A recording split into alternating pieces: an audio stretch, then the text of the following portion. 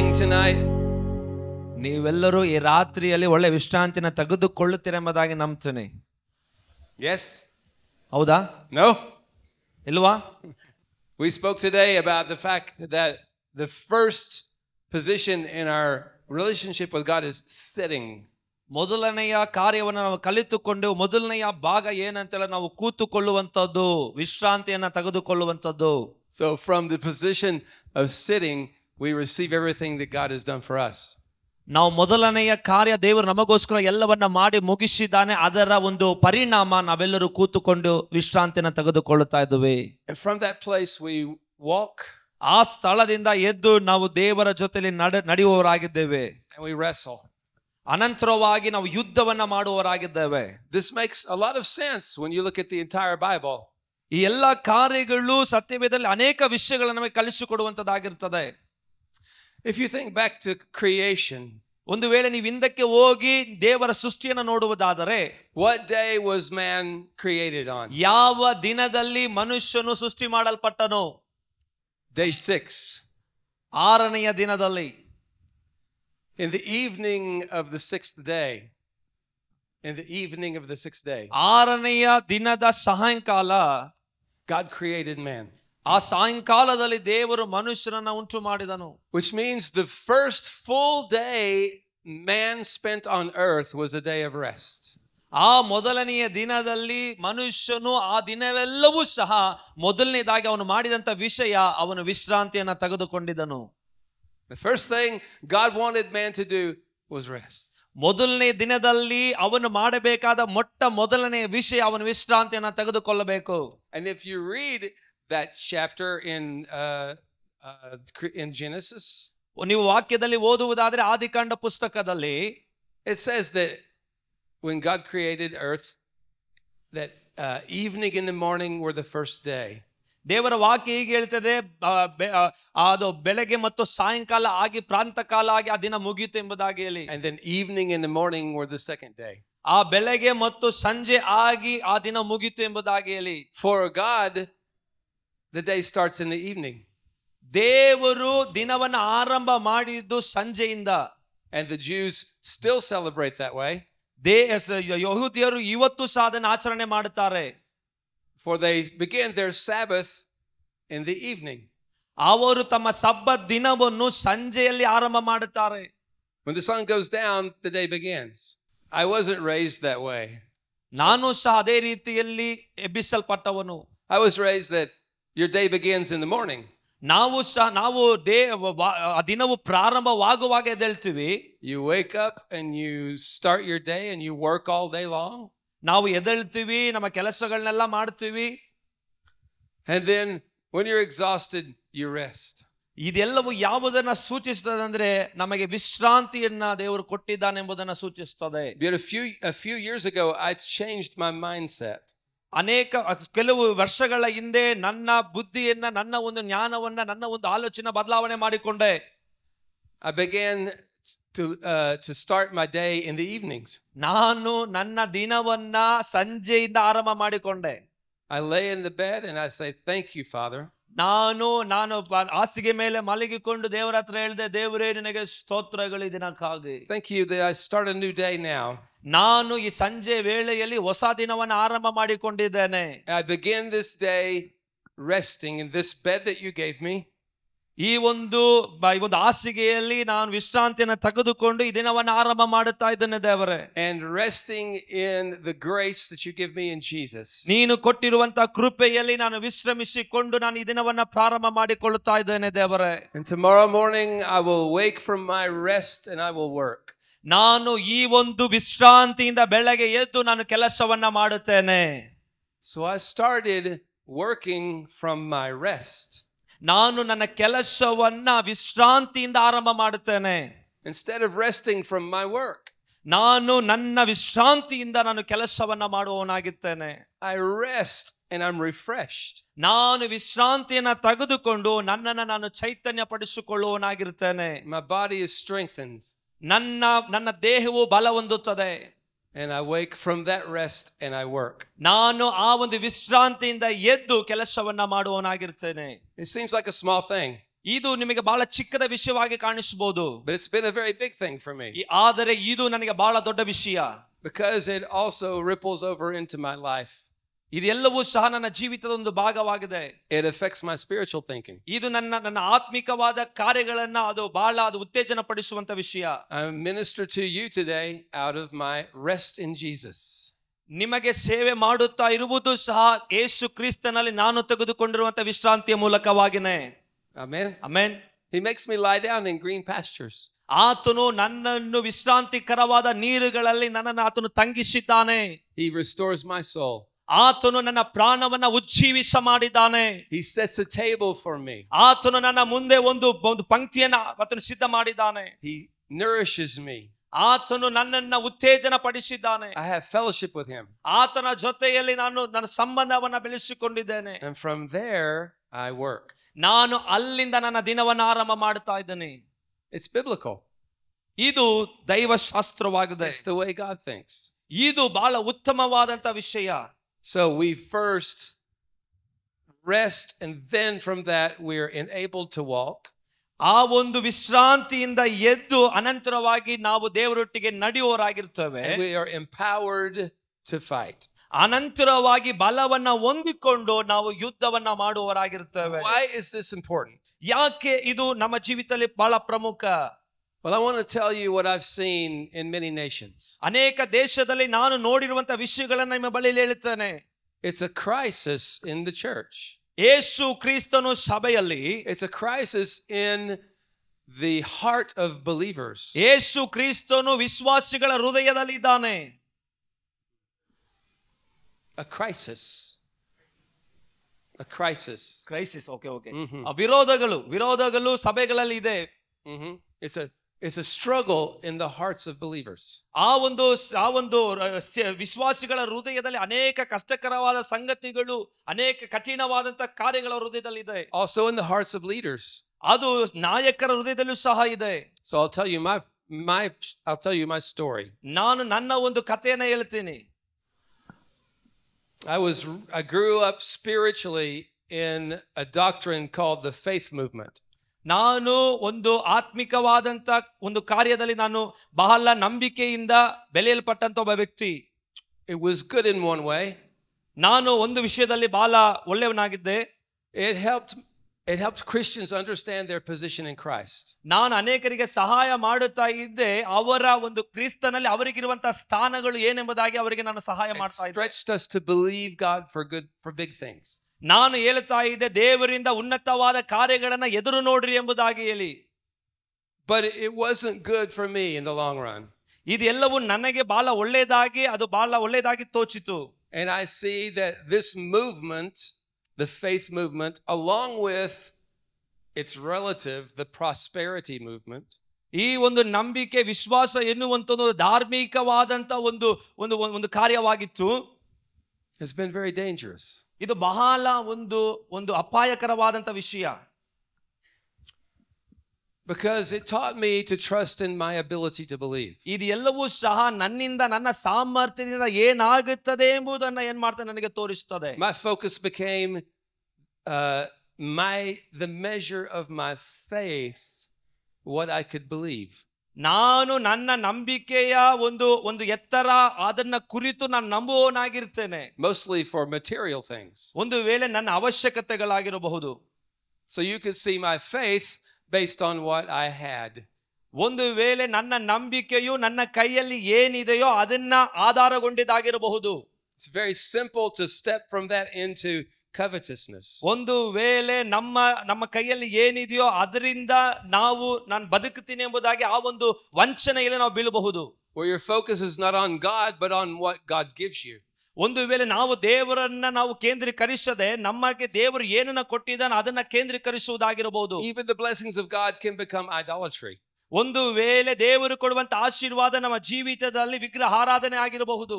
So if I trust in my faith only, ನಾನು ನನ್ನ ನಂಬಿಕೆಯನ್ನೇ ನಾನು ಆಧಾರ ಮಾಡಿಕೊಂಡಿರುವಂತದ್ದಾಗಿದೆ, and I don't get what I believed I should have received, ನಾನು ಯಾವುದನ್ನ ಹೊಂದಿಕೊಂಡಿದ್ದೇನೋ ಅದನ್ನ ನಂಬುತ್ತಾ ಇದ್ದೀನಿ, in the right package I thought it should come in, ಅದೆಲ್ಲವೂ ಸಹ ಒಂದು ಪ್ಯಾಕೇಜ್ ರೂಪದಲ್ಲಿ ನನ್ನ ಬಳಿಗೆ ಬರ್ತದೆ, then I don't have the victory because there's something wrong with me. ಇದು ಎಲ್ಲವೂ ಸಹ ನನ್ನನ್ನ ಜಯದಲ್ಲಿ ನಡೆಸುವುದಿಲ್ಲ, ಯಾಕೆಂದ್ರೆ ಇದೆಲ್ಲದರಲ್ಲಿಯೂ ಸಹ ಯಾವುದೋ ಒಂದು ತಪ್ಪು ನನ್ನ ಒಳಗಡೆ ಇದೆ. And I put myself under a new system of laws. ಇದೆಲ್ಲವೂ ಸಹ ಒಂದು ಒಂದು ಧರ್ಮ ಪ್ರಮಾಣದ ಮೇರೆಗೆ ನಾನು ಮಾಡುವವನಾಗಿರ್ತೇನೆ. And works that I'm in bondage to. ನಾನು ನನ್ನ ಕೆಲಸದಲ್ಲಿ ನಾನು ಬಂಧಿಸಲ್ಪಟ್ಟಿದ್ದೇನೆ. I have to be careful what I say. ನಾನು ಏನನ್ನ ಹೇಳ್ತಾ ಇದ್ದೇನೆ ಬಹಳ ಜಾಗರೂಕತೆಯಿಂದ ಕೇಳಿಸಿಕೊಳ್ಳ್ರಿ. Everything depends on me. ಎಲ್ಲವೂ ಸಹ ನನ್ನನ್ನು ಆಧಾರಗೊಂಡಿದ್ದಾಗಿದೆ. And then I end up living in a world of condemnation. ಈ ಲೋಕದಲ್ಲಿ ಇರುವಂತ ಅಪರಾಧದ ನಿರ್ಣಯನ ಕುರಿತಾದ ಕಾರ್ಯಗಳಾಗಿರುತ್ತದೆ. And I get disillusioned with God. ನಾನು ದೇವರೊಟ್ಟಿಗೆ ಬಹಳ ವಿರೋಧವಾಗಿರ್ತೀನಿ. See, when we live in our own power, ನನ್ನ ಒಂದು ಒಂದು ಒಂದು ಒಂದು we say if we live in our own faith, ability to believe. ನಾವು ನಮ್ಮ ಒಂದು ನಂಬಿಕೆ, ನಾನು ನಂಬುತ್ತೀನಿ ಒಂದು ವಿಷಯವನ್ನ ಎಂಬುದಾಗಿ ಹೇಳುವಂತದ್ದಾಗಿರಬಹುದು. It's all based on our performance. ನನ್ನ ಒಂದು ಎಲ್ಲಾ ಕ್ರಿಯೆಗಳಾಗಿರಬಹುದು. What kind of pressure that is on us. ನನ್ನ ಮೇಲಿರುವಂತ ಒತ್ತಡಗಳಾಗಿರಬಹುದು. And then we have an accuser that's speaking to us. ನಮ್ಮ ವಿರೋಧಿಯಾಗಿರುವಂತ ಸೈತಾನನು ನಮ್ಮ ಕಿವಿಯಲ್ಲಿ ಆತನು ಮಾತನಾಡುವನಾಗಿರಬಹುದು. What a mighty man of faith you are. ಅವನು ಹೇಳುತ್ತಾನೆ, ಓ ಎಂತ ನಂಬಿಗಸ್ತನಾದಂತ ಸೇವಕನು ನೀನು. You have no faith at all. ನಿನ್ಗಿರುವಂತ ನಂಬಿಕೆ ಬೇರೆ ಯಾರಿಗೂ ಇಲ್ಲ. So the measurement of my standing before God was my own zeal. ನನ್ನ ಒಂದು ಸಾಮರ್ಥ್ಯವು ದೇವರ ಮುಂದೆ ನಿಂತುಕೊಳ್ಳಲಿಕ್ಕೆ ಬೇರೆ ಏನು ಇಲ್ಲ. My own faithfulness. ನನ್ನ ಒಂದು ನಂಬಿಗಸ್ತಿಕೆ. My own performance. ನನ್ನ ಸ್ವಂತ ಕಾರ್ಯಗಳು ಕ್ರಿಯೆಗಳು. If I was doing well, then God was pleased with me. ನಾನು ಒಳ್ಳೆಯದನ್ನ ಮಾಡುವುದಾದರೆ ದೇವರು ನನ್ನನ್ನು ಮೆಚ್ಚುತ್ತಾನೆ. If I was not doing well, God was not pleased. ಒಂದು ವೇಳೆ ನಾನು ಒಳ್ಳೆಯದನ್ನ ಮಾಡದೇ ಇದ್ದರೆ ದೇವರು ನನ್ನನ್ನು ಮೆಚ್ಚುವುದಿಲ್ಲ. Or maybe he tolerated me. Maybe he tolerated me. That's okay. Don't worry. I felt shame. ನಾನು ಅದನ್ನ ಕುರಿತ I felt shame. Okay. ನಾನು ಅದನ್ನ ನಾಚಿಕೆ ಪಡೋದಿಲ್ಲ. And then I had a personal crisis. ನನಗೆ ಆದಂತ ವೈಯಕ್ತಿಕವಾದಂತ ದೂಷಣೆಗಳು ಸಹ ಇದೆ. It was a pressure that was on me from building a ministry. ನನ್ನ ಒಂದು ವೈಯಕ್ತಿಕವಾದ ಒತ್ತಡ ನನ್ನ ಸೇವೆಯನ್ನು ಕಟ್ಟಬೇಕು. Building a large church and keeping it running. ಒಂದು ದೊಡ್ಡ ಸಭೆಯನ್ನ Pressure from building a large church and keeping it running. ನನ್ನ ಮೇಲೆ ಒತ್ತಡಗಳನ್ನು ಹಾಕಿಕೊಂಡು ಸಭೆಯನ್ನು ಕಟ್ಟುತ್ತಾ ಆ ಒಂದು ಪ್ರಯಾಸದಲ್ಲಿ ನಾನು ಮುಂದೆ ಹೋಗ್ತಾ ಇದ್ದೇನೆ. Having dynamic worship services. ಅಂದ್ರೆ ಒಂದು ಪರಿಣಾಮಕಾರಿಯಾದ ಆರಾಧನೆ ಮಾಡುವಂತಹ ಒಂದು ಸಭೆಯಲ್ಲಿ ನಾನು ಹೋಗ್ತಾ ಇದ್ದೆ. Making sure the power of God was present. ನಿಜವಾಗಲೂ ದೇವರ ಒಂದು ಶಕ್ತಿ ಆ ಒಂದು ಆಲಯದಲ್ಲಿ ಚಲಿಸಬೇಕು ಎಂಬುವಂತ ಭಾವನೆ. I believe in the power of God. ನಾನು ದೇವರ ಬಲದಲ್ಲಿ ನಂಬಿಕೆಯುಳ್ಳವನಾಗಿದ್ದೇನೆ. I depend upon the power of God. ನಾನು ದೇವರ ಬಲದ ಮೇಲೆ ಅವಲಂಬಿತನಾಗಿದ್ದೇನೆ. I know the Holy Spirit wants to move. ನನಗೆ ಗೊತ್ತು ಪರಿಶುದ್ಧಾತ್ಮನ ಒಂದು ಚಲಿಸುವಿಕೆ ಏನಾಗಿದೆ ಎಂಬುದಾಗಿ. But you can get in a situation where you're trying to make him move. ಅಂದ್ರೆ ಪವಿತ್ರಾತ್ಮನು ಚಲಿಸುವ ಹಾಗೆ ನಾವು ಕಾರ್ಯಗಳನ್ನು ಮಾಡುವಾಗೆ ಅನುಮತಿಸುವುದು. We sing that chorus one more time. ನಾವು ಅನೇಕ ಸಾರಿ ಹೇಳ್ತೀವಲ್ಲ, ಇದೇ ಒಂದು ಪದವನ್ನು ಮತ್ತೊಂದು ಸಾರಿ ನಾವು ಆಡೋಣ ಎಂಬುದಾಗಿ. A little bit louder this time. ನಾವು ಇನ್ನು ಜೋರಾಗಿ ಇದನ್ನು ಆಡೋಣ. Let heaven hear us. ಓ ಪರಲೋಕ ನಾನು ಆಡುವುದನ್ನು ಕೇಳಿಸಿಕೊಳ್ಳಬೇಕು. Take the roof off. ಅಲ್ವಾ, ಈ ಒಂದು ಮೇಲ್ಛಾವಣಿ ಅದು ಕಿತ್ತು ಹೋಗುವಾಗೆ ಆಡೋಣ ಎಂಬುದಾಗಿ ನಾವು ಹೇಳ್ತೇವೆ. And I was trying to create a dynamic church service. ಅಂದ್ರೆ ನನ್ನ ಒಂದು ಆರಾಧನೆಯಲ್ಲಿ ಈ ಒಂದು ಬಲಭರಿತವಾದಂತಹ ಒಂದು ವಾತಾವರಣವನ್ನು ನಾನು ಸೃಷ್ಟಿ ಮಾಡ್ತಾ ಇದ್ದೇನೆ. And that's a lot of pressure. ಅಧಿಕವಾದ ಒತ್ತಡ ನನ್ನ ಮೇಲೆ ಇತ್ತು. Then there are people. ಅಲ್ಲಿ ಕೆಲವು ಜನರಿದ್ರು. You know, people hurt you. ನೋಡ್ರಿ, ಅನೇಕ ಸಾರಿ ಜನರು ನಮ್ಮನ್ನು ನೋಯಿಸ್ತಾರೆ. Maybe that doesn't happen in India. ಅಂದ್ರೆ ನಾನ್ ನೆನೆಸ್ತೇನೆ ಭಾರತ ದೇಶದಲ್ಲಿ ಆ ರೀತಿಯಾಗಿ ವಿಶ್ವಾಸಿಗಳು ಸಭಾಪಾಲಕರು ನೋಯಿಸುವುದಿಲ್ಲ ಎಂಬುದಾಗಿ ಅವರ ನಂಬಿಕೆ, ಆದ್ರೆ ಇಲ್ಲಿ ನೋಯಿಸ್ತಾರೆ. You're such nice people. ಅಲ್ವಾ, ಇಲ್ಲಿನ ಜನರು ತುಂಬಾ ಒಳ್ಳೆಯವರು ಎಂಬುದಾಗಿ ಅವರ ನಂಬಿಕೆ. But in the United States, people hurt you. ಆದರೆ ಬೇರೆ ಒಂದು ರಾಜ್ಯಗಳಲ್ಲಿ ಅವರ ರಾಜ್ಯದಲ್ಲಿ ತೆಗೆದುಕೊಳ್ಳೋದಾದ್ರೆ ಜನರು ಅವರನ್ನು ತುಂಬಾ ನೋಯಿಸ್ತಾರೆ. Sometimes they're not even trying to hurt you. Pardon? They don't intend to hurt you. ಅಂದ್ರೆ ಕೆಲವು ಸಾರಿ ಅವರು ನಮ್ಮನ್ನು ಯಾವ ರೀತಿಯಾಗಿ ಒತ್ತಡಕ್ಕೆ ಒಳಪಡಿಸ್ತಾರೆ ಅಂದ್ರೆ, or they're acting out of their own hurt. ಅಂದ್ರೆ ಅವರಲ್ಲಿರುವಂತಹ ನೋವುಗಳನ್ನು ನಮ್ಮ ಮೇಲೆ ಹಾಕೋದಕ್ಕೆ ಇಷ್ಟಪಡ್ತಾರೆ. They do things that injure people. ಅಂದ್ರೆ ಅವರು ತುಂಬಾ ಗಾಯಗೊಂಡಂತ ಜನರು. And then there were problems in the church. ಅಂದ್ರೆ ಅವರ ಒಂದು ಸಮಸ್ಯೆಗಳನ್ನು ಸಭೆಯಲ್ಲಿ ಅವರು ತೋರಿಸ್ಕೋಬೇಕೆಂಬುದಾಗಿ ಬಯಸ್ತಾರೆ. There were financial problems. ಆರ್ಥಿಕವಾದ ಸಮಸ್ಯೆಗಳಿರುತ್ತೆ.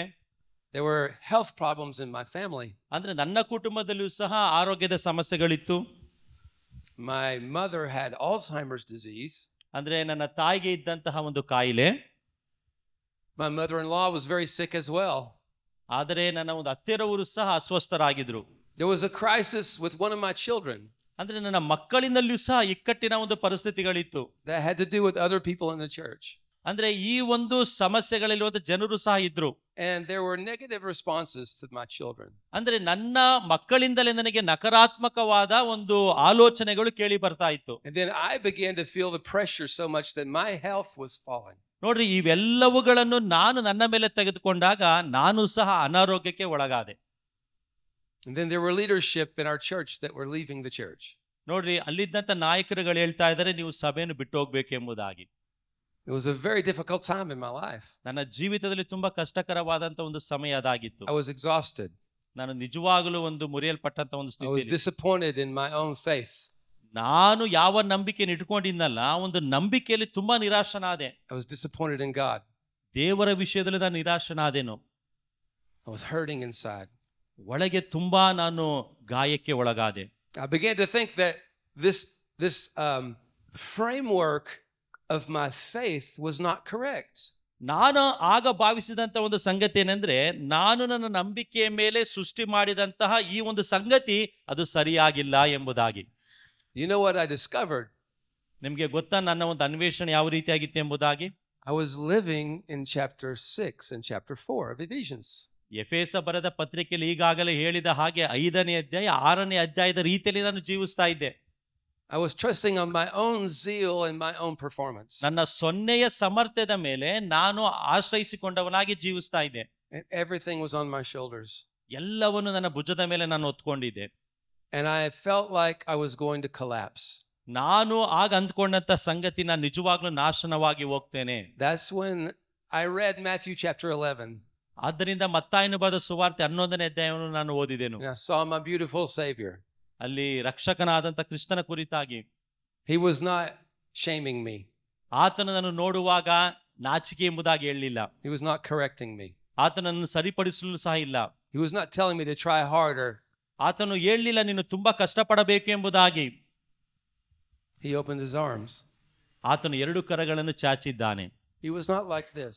ಆತನು ಈ ರೀತಿಯಾಗಿ ಕೈ ಕಟ್ಕೊಂಡವನಾಗಿ ನಿಂತಿರಲಿಲ್ಲ. He was like this.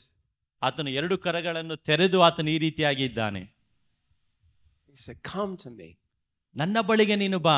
You're so tired. ನೀನು ತುಂಬಾ ಆಯಾಸನಾಗಿದ್ದೀಯಾ. You carry such a burden. ನಿನ್ನ ಹೆಗಲ ಮೇಲೆ ತುಂಬಾ ಭಾರವನ್ನು ನೀನು ಹೊತ್ಕೊಂಡಿದ್ದೀಯಾ. I have rest for you. ನಿನಗಾಗಿ ನನ್ನಲ್ಲಿ ವಿಶ್ರಾಂತಿ ಇದೆ. Let's make an exchange. ಈಗ ನಾವು ಅದಲು ಬದಲು ಮಾಡ್ಕೊಳ್ಳೋಣ. Give me your burden. ನಿನ್ನ ಒಂದು ಭಾರವನ್ನು ನನಗೆ ಕೊಡು. Take my yoke. It's light. ನನ್ನ ನೊಗವನ್ನು ನೀನು ತೆಗೆದುಕೋ, ಅದು ತುಂಬಾ ಹಗುರವಾಗಿದೆ. I will teach you some things. ನಾನು ನಿನಗೆ ಕಲಿಸಿಕೊಡುತ್ತೇನೆ. But you need to come into me. ನೀನು ನನ್ನೊಳಗೆ ಬಾ ಎಂಬುದಾಗಿ. You need to abide in me. ನನ್ನಲ್ಲಿ ನೆಲೆಗೊಳ್ಳು ನೀನು. You're not the source of your life. ನಿನ್ನ ಒಂದು ಸಂಪನ್ಮೂಲಗಳ ಮೇಲೆ ನಿನ್ನ ಜೀವಿತವಿಲ್ಲ. I am the source of your life. ನಾನೇ ನಿನ್ನ ಜೀವಿತದ ಸಂಪನ್ಮೂಲವಾಗಿದ್ದೇನೆ. That's when I began to step into chapter 1 and chapter 2 of Ephesians. ನಂತರ ನಾನು ಎಫೆಸ ಬರೆದ ಪುಸ್ತಕ 1ನೇ ಅಧ್ಯಾಯ 2ನೇ ಅಧ್ಯಾಯಕ್ಕೆ ನಾನು ಕಾಲಿಟ್ಟೆನು. That's when everything changed for me. ನನಗಾಗಿ ಎಲ್ಲವೂ ಸಹ ಬದಲಾಗುತ್ತಾ ಇದೆ. Understanding the fullness of what Jesus did for me. ಯೇಸು ಸ್ವಾಮಿ ನನಗಾಗಿ ಏನೆಲ್ಲ ಮಾಡಿದನೋ ಅದರ ಪರಿಪೂರ್ಣತೆಗೆ ನಾನು ಬರ್ತಾ ಇದ್ದೇನೆ. It changed everything. ಎಲ್ಲವೂ ಸಹ ಬದಲಾಯಿತು. It gave me a solid foundation. ನೋಡ್ರಿ, ಆತನು ಒಂದು ದೃಢವಾದ ಒಂದು ವೇದಿಕೆಯನ್ನು ನನಗಾಗಿ ಸಿದ್ಧ ಮಾಡುತ್ತಾ When ಇದ್ದಾನೆ. my faith was in a typhoon. ನನ್ನ ಒಂದು ನಂಬಿಕೆ ಅದು ಏರುಪೇರಾಗಿತ್ತು. I was on a rock. ನಾನು ಈಗ ಬಂಡೆ ಮೇಲೆ ನಿಂತಿದ್ದೇನೆ. The rock is Christ. ಆತನೇ ಕ್ರಿಸ್ತನಾಗಿದ್ದಾನೆ. The rock is what he has done for me. ನೋಡಿ, ಆತನು ಮಾಡಿದಂತ ಕಾರ್ಯಗಳು. It doesn't matter what goes on around me. ನನ್ನ ಸುತ್ತಮುತ್ತಲು ಏನ್ ಆಗ್ತಾ ಇದೆ ಅದು ನನಗೆ ಬೇಕಾಗಿಲ್ಲ. though the mountains fall into the sea, ನೋಡ್ರಿ, ಆ ಒಂದು ಸಮುದ್ರ, ಆ ಒಂದು ಬೆಟ್ಟ ಸಮುದ್ರದಲ್ಲಿ ಬಿದ್ದೋಗಬಹುದು, yet I will stand. ಆದ್ರೆ ನಾನು ಸ್ಥಿರವಾಗಿ ನಿಂತ್ಕೊಳ್ತೀನಿ. Not in my power, ನನ್ನ ಬಲದಿಂದಲ್ಲ, because Christ loves me. ಯಾಕೆಂದ್ರೆ ಕ್ರಿಸ್ತನು ನನ್ನನ್ನು ಪ್ರೀತಿ ಮಾಡಿದ್ದಾರೆ, And he blessed me with spiritual blessings. ಆತ್ಮಿಕವಾದ ವರಗಳಿಂದ ನನ್ನನ್ನು ಆಶೀರ್ವದಿಸಿದ್ದರಿಂದ, And he chose me. ಆತನು ನನ್ನನ್ನು ಆರಿಸಿಕೊಂಡಿದ್ದರಿಂದ, And he adopted me. ಆತನು ನನ್ನನ್ನು ದತ್ತು ತೆಗೆದುಕೊಂಡದ್ದರಿಂದ, And he redeemed me. ಆತನು ನನ್ನನ್ನು ಬಿಡುಗಡೆ ಮಾಡಿದ್ದರಿಂದ, And he accepted me. ಆತನು ಅಂಗೀಕಾರ ಮಾಡಿಕೊಂಡಿದ್ದರಿಂದ, And he sealed me. ಆತನು ನನ್ನನ್ನು ಆತ್ಮನಿಂದ ಮುದ್ರಿಸಿದ್ದರಿಂದ, And he seated me with himself. ಅಲ್ಲದೆ ಆತನಲ್ಲಿ ಕುಳ್ಳರಿಸಿದ್ದರಿಂದ. ನಿಜವಾಗ್ಲೂ Hallelujah. ಸಂತೋಷ ಅಲ್ವಾ? ಒಂದು ಕೈ ತಟ್ಟೋಣ ನಾವೆಲ್ಲರೂ. Everything changed. ನೋಡ್ರಿ, ಎಲ್ಲವೂ ಸಹ ಬದಲಾಗುತ್ತಾ ಇದೆ. My thoughts changed. ನನ್ನ ಆಲೋಚನೆಗಳು ಬದಲಾಯಿತು. My stability changed. ನೋಡಿ, ನನ್ನ ಒಂದು ಸಾಮರ್ಥ್ಯ ಅದು ಸಹ ಬದಲಾಗ್ತಾ ಇದೆ. My heart changed. ನನ್ನ ಹೃದಯ ಬದಲಾಯಿತು. My family changed. ನನ್ನ ಕುಟುಂಬನೂ ಸಹ ಬದಲಾಯಿತು. My church changed. ನನ್ನ ಸಭೆಯೂ ಸಹ ಬದಲಾಯಿತು. The effectiveness of my ministry changed. ನೋಡ್ರಿ, ಸೇವೆಯ ಒಂದು ಬದಲಾವಣೆಯಲ್ಲೂ ಸಹ ನಾನು ಪರಿಣಾಮಕಾರಿ ಬದಲಾಗಿಯಾಗಿ ಮಾಡಲು ಸಹಾಯ ಮಾಡ್ತಾ ಇದೆ. Everything changed ಎಲ್ಲವೂ ಸಹ ಬದಲಾಯಿತು. because I was resting. ಯಾಕೆಂದ್ರೆ ನಾನು ಈಗ ಕ್ರಿಸ್ತನಲ್ಲಿ ವಿಶ್ರಾಂತಿ ಪಡೆಯುತ್ತಾ ಇದ್ದೇನೆ. There are many people who are deconstructing their faith. ನೋಡಿ, ಅನೇಕರು ತಮ್ಮ ಒಂದು ನಂಬಿಕೆ ಕಟ್ಟಲ್ಪಡುವಿಕೆಯಲ್ಲಿ They're rethinking their faith. ಅವರು ಅನೇಕ ಸಾರಿ ತಮ್ಮ ಒಂದು ನಂಬಿಕೆ ಕುರಿತು ಆಲೋಚನೆ ಮಾಡ್ಕೊಳ್ತಾ ಇರ್ತಾರೆ. And it's good to deconstruct your faith if what you had constructed before was not biblical. ನಾನು ಕಟ್ಟಲ್ಪಟ್ಟಿರುವಂತ ಒಂದು ನಂಬಿಕೆ ಅದು ಸತ್ಯವೇದಕ್ಕೆ ಅನುಸಾರವಾಗಿ ಇಲ್ಲ. It's good to recalibrate. ಆದ್ದರಿಂದ ಒಂದು ನಂಬಿಕೆಯಿಂದ ನಾನು ಎಚ್ಚೆತ್ತುಕೊಂಡು ನಾನು ನನ್ನ ಒಂದು ನಂಬಿಕೆಯನ್ನು ಕಟ್ಕೊಳ್ಬೇಕು ಎಂಬುದಾಗಿ. This is how Jesus saved me. ನೋಡಿ, ಈ ರೀತಿಯಲ್ಲಿ ಯೇಸು ಸ್ವಾಮಿ ನನ್ನನ್ನು ರಕ್ಷಿಸಿದನು. And this is how my entire life is now a praise to him. ಈ ರೀತಿಯಾಗಿ ನನ್ನ ಒಂದು ಜೀವನವೇ ಆತನಿಗೆ ಸ್ತೋತ್ರವನ್ನು ಸಲ್ಲಿಸುವ ಹಾಗೆ ಆಗಿದೆ. I'm resting in his provision. ನಾನು ಆತನ ಒದಗಿಸುವಿಕೆಯಲ್ಲಿ ವಿಶ್ರಾಂತಿ ಪಡೆಯುತ್ತಾ ಇದ್ದೇನೆ. To the praise of his glorious grace. ಆತನ ಒಂದು ಮಹಿಮೆಯ ಕೃಪೆಗಾಗಿ ಆತನಿಗೆ ಸ್ತೋತ್ರವನ್ನು ಸಲ್ಲಿಸುತ್ತಾ I'm ಇದ್ದೇನೆ. walking worthy of my calling. ಆತನು ನನಗೆ ಕೊಟ್ಟಿರುವಂತಹ ಒಂದು ಕರೆಯುವಿಕೆಯಲ್ಲಿ ನಾನು ಯೋಗ್ಯನಾಗಿದ್ದೇನೆ. With Christ-like character. ನೋಡಿ, ಯೇಸು ಕ್ರಿಸ್ತನ ಸ್ವಭಾವಗಳು. Praising him with my life.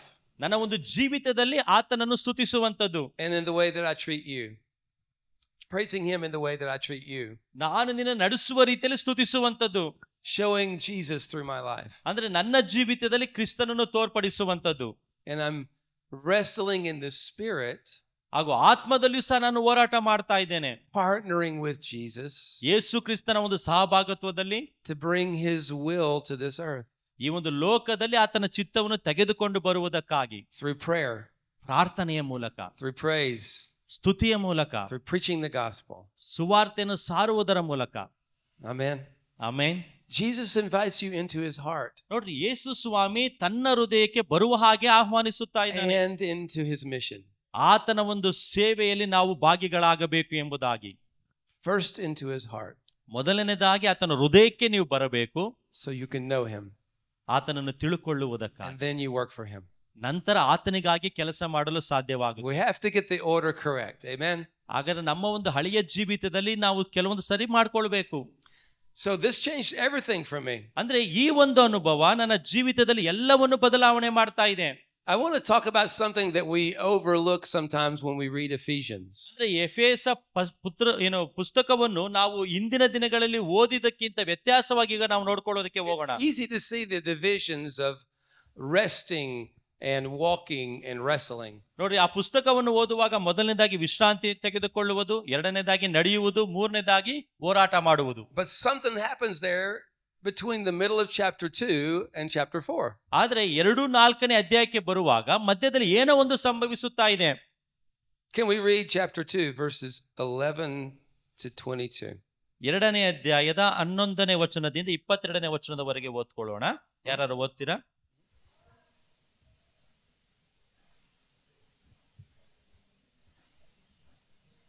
ಎಫೆಸದವರಿಗೆ ಬರೆದ ಪುಸ್ತಕ 2ನೇ ಅಧ್ಯಾಯ 11ರಿಂದ ಅದರ 22ನೇ ವಚನದವರೆಗೆ.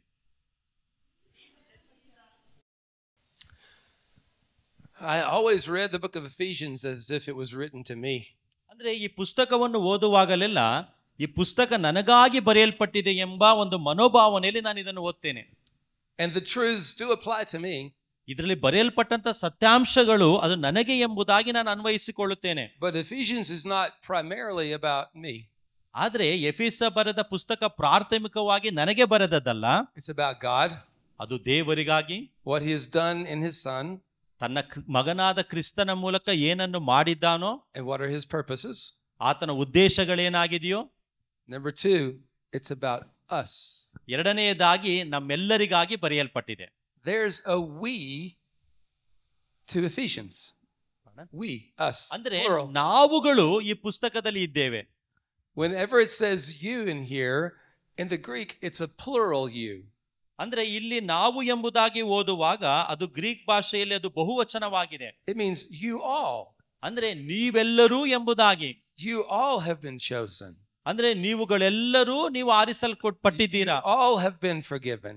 ಅಂದ್ರೆ ನೀವೆಲ್ಲರೂ ಕ್ಷಮಿಸಲ್ಪಟ್ಟಿದ್ದೀರಾ. You all have been included. ನೀವೆಲ್ಲರೂ ಇದರಲ್ಲಿ ಒಳಗೊಂಡಿದ್ದೀರಾ. For by grace you all are saved. ಅಂದ್ರೆ ಕೃಪೆಯ ಮೂಲಕ ನೀವೆಲ್ಲರೂ ರಕ್ಷಿಸಲ್ಪಟ್ಟಿದ್ದೀರಾ ಎಂಬುದಾಗಿ. In chapter 2 and 3, Paul emphasizes that you all. ಅಂದ್ರೆ 2ನೇ ಅಧ್ಯಾಯದ 3ನೇ ವಚನದಲ್ಲಿ ಪೌಲನು ಹೇಳ್ತಾ ಇದ್ದಾನೆ ನೀವೆಲ್ಲರೂ ಎಂಬುದಾಗಿ. There are depths in God that we will never understand unless I know that I am bound together with other believers. ನೋಡ್ರಿ, ದೇವರ ಆಳವಾದ ಸತ್ಯಾರ್ಥಗಳು ನಾವು ನಮ್ಮ ಜೊತೆ ವಿಶ್ವಾಸಿಗಳೊಟ್ಟಿಗೆ ಜೋಡಣೆ ಆಗದ ಹೊರತು ನಾವು ಅರ್ಥ ಮಾಡಿಕೊಳ್ಳುವುದಕ್ಕೆ ಸಾಧ್ಯವೇ ಇಲ್ಲ. We grow in the knowledge of the gospel together. ನಾವೆಲ್ಲರೂ ಒಟ್ಟಾಗಿ ದೇವರ ಸುವಾರ್ಥ ಜ್ಞಾನದಲ್ಲಿ ಬೆಳೆದು ಬರಬೇಕು. We grow in Christ-like character together. ಅಂದ್ರೆ ಕ್ರಿಸ್ತನ ಸಾರೂಪ್ಯದಲ್ಲಿ ನಾವೆಲ್ಲರೂ ಒಟ್ಟಾಗಿ ಬೆಳೆದು ಬರಬೇಕಾಗಿದೆ. We resist the enemy together. ನೋಡಿ, ನಾವೆಲ್ಲರೂ ಒಟ್ಟಾಗಿ ಸೇರಿ ಸೈತಾನನನ್ನು ತಡೆಯಲು ಸಾಧ್ಯ. So he says these words like you are fellow citizens. ಅದರಿಂದ ಹೇಳ್ತಾ ಇದ್ದಾನೆ ಜೊತೆ ಸಂಸ್ಥಾನದವರು ಎಂಬುದಾಗಿ. Members of the household of God. ಅಂದ್ರೆ ಆ ಒಂದು ಮನೆಯ ಜನರೆಲ್ಲರೂ ಎಂಬುದಾಗಿ. Joined together. ಅಂದ್ರೆ ಒಟ್ಟಾಗಿ ಜೋಡಣೆ ಮಾಡಲ್ಪಟ್ಟವರು. Built together. ಒಟ್ಟಾಗಿ ಕಟ್ಟಲ್ಪಟ್ಟವರು. A dwelling place for God. ಅಂದ್ರೆ ಇದು ದೇವರಿಗಾಗಿ ಹೇಳುವಂತದ್ದಾಗಿದೆ. It's not walls and ceilings. ಅಂದ್ರೆ ನಾವಿಲ್ಲಿ ನೋಡ್ತಾ ಇರುವಂತಹ ಈ ಗೋಡೆಗಳಲ್ಲ, ಈ ಮೇಲ್ಛಾವಣಿ ಅಲ್ಲ. It's living stones. ಅಂದ್ರೆ ಜೀವಿಸುವಂತಹ ಕಲ್ಲುಗಳು. Peter said the same thing. ನೋಡಿ, ಪೇತ್ರನು ಇದನ್ನು ತಾನೇ ಹೇಳಿದಾನೆ. You are all living stones joined together. ನೀವೆಲ್ಲರೂ ಜೀವಿಸುವ ಕಲ್ಲುಗಳಾಗಿ ಒಟ್ಟಾಗಿ ನೀವು ಕಟ್ಟಲ್ಪಟ್ಟಿದ್ದೀರಾ. To build a new kind of temple. ಅಂದ್ರೆ ಹೊಸ ಒಂದು ಕನ್ನಡದ ಸಭೆಯನ್ನು ಕಟ್ಟುವುದಕ್ಕಾಗಿ. You know, the Jews of his day understood a temple. ಈ ಒಂದು ಮಾತನ್ನು ಕೇಳಿದಾಗ ಯಹೂದ್ಯರು ಅವರ ಒಂದು ಆಲಯದ ಕುರಿತಾಗಿ ಆಲೋಚನೆ ಮಾಡ್ತಾ ಇದ್ದಾರೆ. They remember Solomon's temple. ಸೊಲೊಮೋನನ ದೇವಾಲಯ ಅವರಿಗೆ ಜ್ಞಾಪಕವಾಯಿತು. They remember the temple that was rebuilt. ಅಂದ್ರೆ ಆ ಒಂದು ಕಟ್ಟಡವನ್ನೇ ಪುನಃ ನಾವು ಕಟ್ಟಬೇಕೆಂಬುದಾಗಿ ಆಲೋಚನೆ ಮಾಡ್ತಾ ಇದ್ದಾರೆ. The Romans of his day understood a temple. ನೋಡಿ, ಆ ಒಂದು ರೋಮನ್ನರ ಕಾಲದಲ್ಲಿ ಆ ಒಂದು ಕಟ್ಟಡ ಕೆಡವಲ್ಪಡ್ತು. They had temples to their gods. ಅಂದ್ರೆ ಆ ಒಂದು ದೇವರಿಗಾಗಿ ಕಟ್ಟಲ್ಪಟ್ಟಂತ ದೇವಾಲಯ. They were dwelling places of the gods. ದೇವರು ನೆಲೆಸುವಂತ ಸ್ಥಳವಾಗಿತ್ತು. And now Paul and Peter say, you together are the dwelling place of God. ಆದರೆ ಇಲ್ಲಿ ಪೌಲನು ಪೇತ್ರ ಹೇಳ್ತಾ ಇದ್ದಾನೆ, ನೀವುಗಳು ಜೋಡಣೆಯಾಗಿ ಕಟ್ಟಲ್ಪಡುತ್ತಾ ದೇವಾಲಯವಾಗಿದ್ದೀರಿ, ಇಲ್ಲಿ ದೇವರು ವಾಸ ಮಾಡುತ್ತಾನೆ ಎಂಬುದು. And here's another thing that God did in the gospel. ಅಂದ್ರೆ ಸುವಾರ್ತೆಯಲ್ಲಿ ಮಾಡಿದಂತಹ ಮತ್ತೊಂದು ದೇವರ ಕಾರ್ಯ ಏನಂದ್ರೆ, this wall that was between us, ಅಂದ್ರೆ ನಮಗೂ ದೇವರಿಗೂ ಇದ್ದಂತಹ ಈ ಒಂದು ಮಧ್ಯಗೋಡೆ that separated us, ಅದು ನಮ್ಮಿಂದ ಬೇರ್ಪಡಿಸಿತ್ತು. You have to understand these were Jews and Gentiles together. ನೋಡ್ರಿ, ಯಹೂದ್ಯರು ಅಥವಾ ಅನ್ಯರು ಎಂಬುದಾಗಿ ಒಂದು ಬೇರ್ಪಾಡು ಇತ್ತು. This is a very difficult situation. ಒಂದು ಕಷ್ಟಕರವಾದಂತ ಒಂದು ಸನ್ನಿವೇಶ. Because some of these Gentiles were the very people the Jews hated. ಅಂದ್ರೆ ಅನ್ಯರು ಅವರು ಯಹೂದ್ಯರಿಂದ ತುಂಬಾ ದ್ವೇಷಿಸುವಂತ ಜನರಾಗಿದ್ದರು. But now God is saving them. ಆದ್ರೆ ದೇವರನ್ನು ರಕ್ಷಿಸ್ತಾ ಇದ್ದಾನೆ. What are you doing? ಆದ್ರೆ ನೀನೇನ್ ಮಾಡ್ತಾ ಇದೀಯಾ?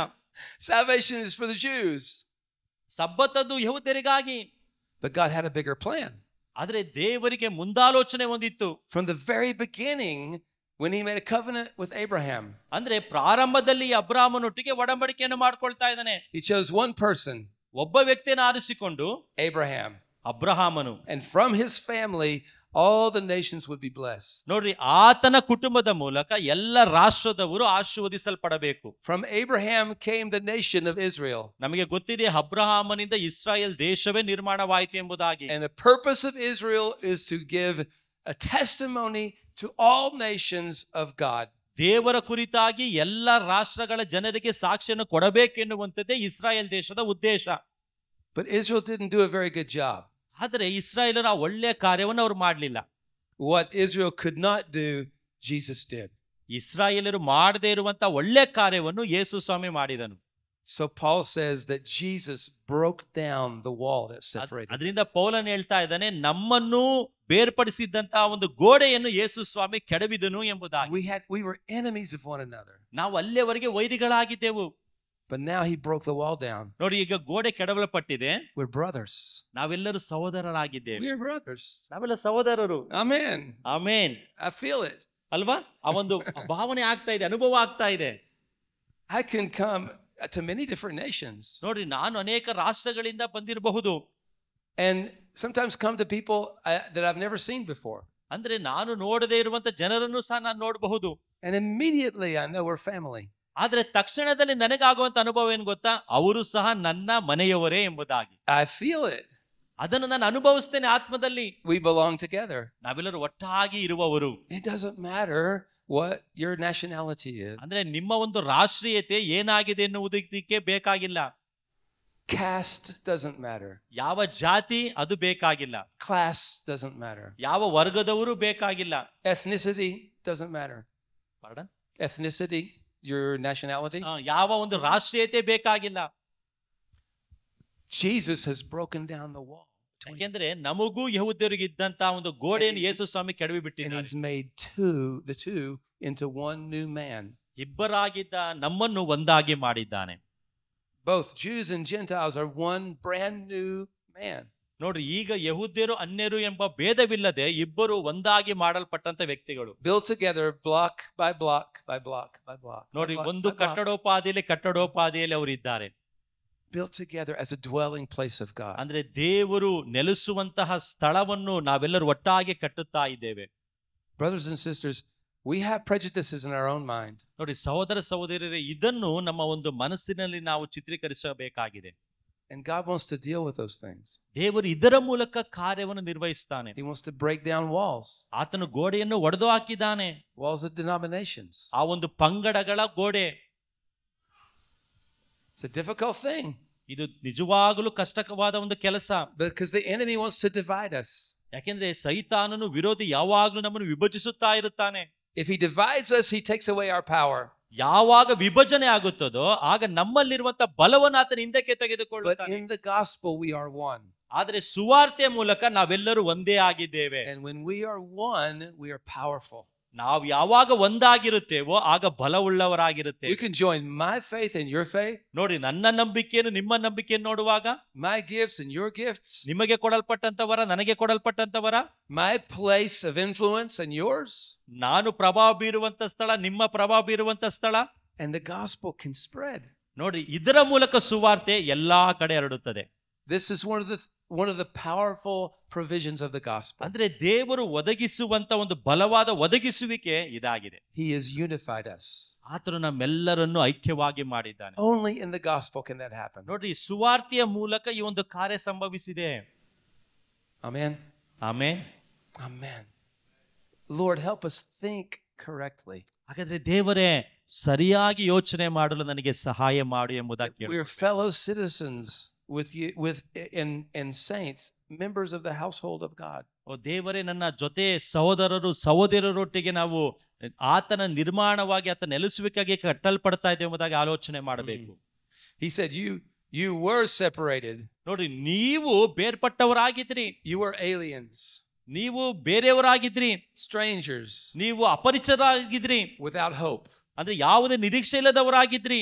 But now, ಆದ್ರೆ ಈಗ the wall has been broken down. ಆ ಒಂದು ಗೋಡೆ ಮುರಿಯಲ್ಪಟ್ಟಿದೆ. And we are one. ನಾವು ಒಂದಾಗಿದ್ದೇವೆ. And now we can work together to see the kingdom of God come. ಈಗ ದೇವರ ರಾಜ್ಯ ಬರುವ ಹಾಗೆ ನಾವೆಲ್ಲರೂ ಒಟ್ಟಾಗಿ ಕಾರ್ಯಗಳನ್ನು ಮಾಡಬಹುದು. So there's an important element of we involved in this book. ನೋಡ್ರಿ, ಈ ಒಂದು ಪುಸ್ತಕದಲ್ಲಿ ನಾವುಗಳು ಒಳಗೊಳ್ಳುವ ಹಾಗೆ ಒಂದು ಕಾರ್ಯವೂ ಸಹ ಇದೆ. It's not just that Jesus saved me, ಅಂದ್ರೆ ಯೇಸು ಸ್ವಾಮಿ ರಕ್ಷಿಸಿದನು ಎಂಬುದು ಮಾತ್ರ ಅಲ್ಲ, that I'm supposed to walk correctly, ನಾನು ಸರಿಯಾಗಿ ನಡೆಯಬೇಕು, that I fight the enemy, ಆಗ ನಾನು ಶತ್ರುವಿನೊಟ್ಟಿಗೆ ಹೋರಾಟ ಮಾಡ್ತೇನೆ. but the book is written to you all. ಆದ್ರೆ ಈ ಒಂದು ಪುಸ್ತಕ ಇಲ್ಲಿ ಕುಳಿತಿರುವಂತ ನಿಮ್ಮೆಲ್ಲರಿಗೆ ಬರೆಯಲ್ಪಟ್ಟಿದೆ, Us. ನಮಗೂ ಸಹ ಬರೆಯಲ್ಪಟ್ಟಿದೆ. He has saved us. ಆತನು ನಮ್ಮನ್ನು ರಕ್ಷಿಸಿದನು. We walk uprightly. ನಾವುಗಳು ಏನು ಪ್ರಕಾಶವುಳ್ಳವರಾಗಿ ನಾವು ನಡೆದುಕೊಳ್ಳಬೇಕು. We fight together. ನಾವು ಒಟ್ಟಾಗಿ ಹೋರಾಟವನ್ನು ಮಾಡಬೇಕು. Okay. All right. Another thing the gospel provided. ನೋಡಿ, ಸುವಾರ್ತೆ ಒದಗಿಸಿಕೊಟ್ಟಂತ ಮತ್ತೊಂದು ಕಾರ್ಯ, And Paul said, don't be drunk with wine, but be filled with the Spirit. ಅಂದ್ರೆ ಆತ್ಮನಿಂದ ನಾವು ತುಂಬಲ್ಪಡಬೇಕು ಎಂಬುದಾಗಿ. The active work of the Holy Spirit is a provision of the gospel. ಸುವಾರ್ತೆ ನಿಮಿತ್ತ ಪವಿತ್ರಾತ್ಮನು ಒದಗಿಸುವಿಕೆ ಕಾರ್ಯವನ್ನು ನಮ್ಮಲ್ಲಿ ಮಾಡ್ತಾ ಇದ್ದಾರೆ. The indwelling Holy Spirit is a provision of the gospel. ನೋಡ್ರಿ, ಸುವಾರ್ತೆಯ ಮೂಲಕ ಪವಿತ್ರಾತ್ಮನನ್ನು ನಾವು ಹೊಂದ್ಕೊಂಡಿದ್ದೇವೆ. Okay, so how do you walk? ಹಾಗಾದ್ರೆ ನೀವು ಹೇಗೆ ನಡೀತೀರಾ? It's simple. ಸರಳವಾಗಿ ಹೇಳಬೇಕಾದ್ರೆ, I can't get to the door over there ನೋಡಿ ಅಲ್ಲಿ ಬಾಗಿಲಿದೆ, by flying, ಇವಾಗ ಹಾರ್ಕೊಂಡು, because I can't fly. ಯಾಕೆಂದ್ರೆ ಇವಾಗ ನನಗೆ ಹಾರಕ್ ಬರುತ್ತೆ, ನಾನು ಹಾರ್ಕೊಂಡು ಹೋಗ್ತೇನೆ. The way to get to the door for me ನೋಡಿ, ಆ ಒಂದು ದ್ವಾರಕ್ಕೂ ನನಗೂ ಇರುವಂತ ಅಂತರ ಹೋಗ್ಬೇಕಾದ್ರೆ is to shift my weight forward, ಅಂದ್ರೆ ನಾನು ಮುಂದೆ ಬಾಗಬೇಕು, put out my foot, ಅಂದ್ರೆ ನನ್ನ ಹೆಜ್ಜೆಯನ್ನು and catch myself. ಅಲ್ವಾ, ಒಂದು ಹೆಜ್ಜೆ ಇಡಬೇಕು, And that's called a step. ಅಂದ್ರೆ ಇದನ್ನ ನಾವು ಒಂದು ಹೆಜ್ಜೆ ಎಂಬುದಾಗಿ ಹೇಳ್ತೇವೆ. And then I take another step. ನಂತರ ಮತ್ತೊಂದು ಹೆಜ್ಜೆ ನಾನು ಇಡ್ತೇನೆ, And I take another step. ಮತ್ತೊಂದು ಹೆಜ್ಜೆ ನಾನು ಇಡ್ತೇನೆ. And that's how I get to the door. ಆಗ ನಾನು ಒಂದು ದ್ವಾರವನ್ನು ಮುಟ್ಟುವುದಕ್ಕೆ ಸಾಧ್ಯವಾಗುತ್ತೆ. The Bible speaks of our relationship with God as a walk. ಅಂದ್ರೆ ದೇವರ ಸಂಬಂಧ ಎಂಬುದಾಗಿ ಹೇಳುವಾಗ ದೇವರೊಟ್ಟಿಗೆ ನಡೆಯುವುದು ಎನ್ನುವಂತಹ ಒಂದು ಅರ್ಥವನ್ನು ಕೊಡುತ್ತದೆ ಸತ್ಯವೇದ. Walked with God in the cool of the garden. ಅಂದ್ರೆ ಆ ಒಂದು ತೋಟದಲ್ಲಿ ನಾವು ದೇವರೊಟ್ಟಿಗೆ ನಡೆದು ಬರಬೇಕು ಎಂಬುದಾಗಿ. God told Abraham, walk before me and be upright. ಅಂದ್ರೆ ದೇವರ ಅಬ್ರಾಮನಿಗೆ ಹೇಳ್ತಿದ್ದಾರೆ, ನನ್ನ ಮುಂದೆ ದೋಷವಿಲ್ಲದವನಾಗಿ ನಡೆದುಕೋ. He told Israel, walk in my ways. ಇಸ್ರಾಯೇಲರೇ, ನನ್ನ ಮಾರ್ಗದಲ್ಲಿ ನಡೆಯಿರಿ. In the Psalms we read that no good thing will he withhold from those who walk with him. ಅಂದ್ರೆ ಆತನಲ್ಲಿ ನಡೆಯುವುದಕ್ಕೆ ಯಾವುದೇ ತಡೆಗಟ್ಟುವುದಿಲ್ಲ ಎಂಬುದಾಗಿ ಕೀರ್ತನೆಯಲ್ಲಿ ಬರೆಯಲ್ಪಟ್ಟಿದೆ. Jesus called his disciples and they learned from him by walking with him. ಯೇಸು ಸ್ವಾಮಿ ತನ್ನ ಶಿಷ್ಯರನ್ನು ಕರೆದು ತನ್ನೊಟ್ಟಿಗೆ ನಡೆಯುವುದನ್ನು ಕಲಿಸಿಕೊಟ್ರು. We're told to walk in the Spirit. ನಾವು ಆತ್ಮದಲ್ಲಿ ನಡೆಯುವವರಾಗಿರಬೇಕು. We're told to walk in light. ನಾವು ಬೆಳಕಿನಲ್ಲಿ And to walk ನಡೆಯಬೇಕೆಂಬುದಾಗಿ in ಹೇಳುತ್ತದೆ. love. ಪ್ರೀತಿಯಲ್ಲಿ ನಡೆಯಬೇಕೆಂಬುದಾಗಿ ಹೇಳುತ್ತೆ. And to walk in wisdom. ನಾವು ಜ್ಞಾನದಲ್ಲಿ ನಡೆಯಬೇಕೆಂಬುದಾಗಿ ಹೇಳುತ್ತೆ. And to walk in truth. ಹಾಗೂ ಸತ್ಯತೆಯಲ್ಲೂ ನಡೆಯಬೇಕು. But you walk by taking steps. ನಾವು ನಡೆಯಬೇಕಾದರೆ ಹೆಜ್ಜೆಯನ್ನು ಇಡಲೇಬೇಕು. Steps that are consistent with your commitment to Jesus. ಅಂದ್ರೆ ಹೆಜ್ಜೆ ಇಡುವಾಗಲೆಲ್ಲ ಕ್ರಿಸ್ತನಲ್ಲಿ ನಾನು ಜೋಡಣೆಯಾಗಿದ್ದೇನೆ, ಕ್ರಿಸ್ತನಲ್ಲಿ ಸಂಪರ್ಕ ಇದೆ ಎಂಬುದಾಗಿ ನಮಗೆ ಗೊತ್ತಿರಬೇಕು. How many of you are married? ಇಲ್ಲಿ ಎಷ್ಟು ಜನ ಮದುವೆ ಆಗಿರೋರು ಇದ್ದೀರಾ? Okay. Do you remember your wedding day? ನೀವು ಮದುವೆ ಆದ ದಿನ ನಿಮ್ಗೆ ಜ್ಞಾಪಕ ಇದೆಯಾ? ಮರ್ತೋಗ್ಬಿಟ್ಟಿದ್ದೀರಾ ಏನಾದ್ರು? Yes. You remember your wedding? Me too. ಅಲ್ವಾ? ಅವ್ರಿಗೂ ಸಹ ಜ್ಞಾಪಕ ಇದೆ. I remember a lot. Because I remember the colors. The colors. ಅಯ್ಯನವರಿಗೆ ಯಾವ ಬಟ್ಟೆ ಹಾಕೊಂಡಿದ್ರು ಅದರ ಬಣ್ಣ ಏನು ಅಂತ ಗೊತ್ತಂತೆ. I remember the music.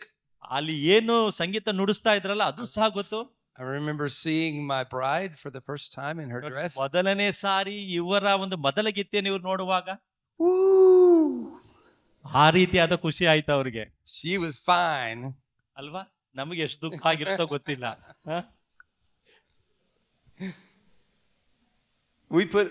We videotaped our wedding. Pardon? We videotaped our wedding. ಕೆಲವು ಸಾರಿ ನಾವು ಚಿತ್ರಣವನ್ನು ನಾವು ವಿಡಿಯೋದಲ್ಲಿ ಕೇಂದ್ರೀಕರಿಸಿಟ್ಟಿರ್ತೇವೆ. That was back in 1989. 89. 89. 1989. You had to have very big cameras that you put on your ಅಲ್ವಾ? ಅವಾಗ ದೊಡ್ಡ ಒಂದು ಕ್ಯಾಮ್ರಾಗಳಿತ್ತು, ಇವಾಗ ಚಿಕ್ಕ ಕ್ಯಾಮ್ರಾ ಇದೆ ಇಲ್ಲಿ. There was no iPhone. ಅಲ್ವಾ? ಇವಾಗೇನು ಎಲ್ಲ ಫೋನ್ಗಳಲ್ಲಿ ನಾವು video ಮಾಡ್ಕೊಳ್ತೇವೆ. So through the years we would watch our wedding. ಅಂದ್ರೆ ಅನೇಕ ವರ್ಷಗಳಾದ್ಮೇಲೆ ನಾವು ಅದನ್ನ ನೋಡ್ತೇವೆ ಪುನಃ ಹಾಕೊಂಡು. And the thing that always struck me is when we made our vows to each other. ಅಂದ್ರೆ ನಾವು ಮಾಡಿಕೊಂಡಂತ ಒಂದು ಒಡಂಬಡಿಕೆ, And we had traditional vows. ಕೆಲವು ಸಾರಿ ಸಾಂಪ್ರದಾಯಿಕವಾಗಿರ್ತದೆ. And we also wrote our own vows. We wrote our own vows. ಕೆಲವು ಸಾರಿ ನಮ್ಮ ಒಂದು ಹೇಳಿಕೆಗಳನ್ನು ನಾವು ಬರೆದು ಸಹ ನಾವು ಇಡ್ತೇವೆ. And I wrote some great vows. ಅಲ್ವಾ, ಶ್ರೇಷ್ಠವಾದ ಒಂದು ಹೇಳಿಕೆಗಳನ್ನು ಇವರು ಬರೆದಿಟ್ಟಿದ್ದಾರೆ. They were great. ಅದು ನಿಜವಾಗ್ಲೂ ಶ್ರೇಷ್ಠವಾಗಿತ್ತು. I will love you as Christ loved the church. ನಾನು ಅಂದ್ರೆ ಸತ್ಯವೇದದಲ್ಲಿ ಹೇಳ್ತದಲ್ಲ, ಕ್ರಿಸ್ತನು ಸಭೆಯನ್ನು ಪ್ರೀತಿ ಮಾಡಿದ ಹಾಗೆ ನಿನ್ನ ನಾನು ಪ್ರೀತಿ ಮಾಡ್ತೀನಿ. I will wash you with the water of his word.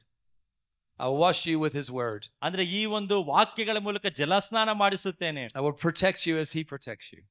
ನಾನು ನಿನ್ನನ್ನು ಸಂರಕ್ಷಿಸುತ್ತೇನೆ. I will cherish you.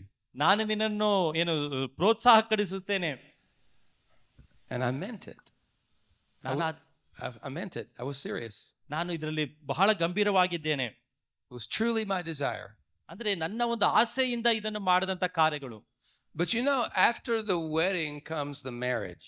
ನೋಡ್ರಿ, ಈಗ ಮದುವೆ ಆದ ನಂತರ ದಾಂಪತ್ಯ ಜೀವಿತಕ್ಕೆ ಬಂದಾಗ, and then you have to make decisions every day that are consistent with your vows.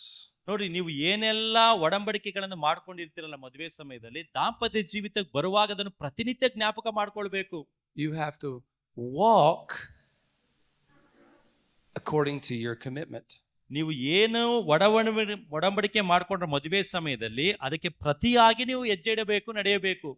Did you notice in Ephesians when Paul talks about husbands and wives? ನೋಡ್ರಿ, ಎಫೆಸ ಬರೆದ ಪತ್ರಿಕೆಯಲ್ಲಿ ಪೌಲನು ಗಂಡ ಹೆಂಡತಿಯರ ಕುರಿತು ಮಾತನಾಡುವಾಗ it's in the context of being filled with the Spirit. ಅಂದ್ರೆ ಆತ್ಮನಿಂದ ತುಂಬಲ್ಪಡಬೇಕು ಎನ್ನುವಂತ ವಿಷಯದಲ್ಲಿ ಮಾತನಾಡ್ತಾ ಇದ್ದಾನೆ.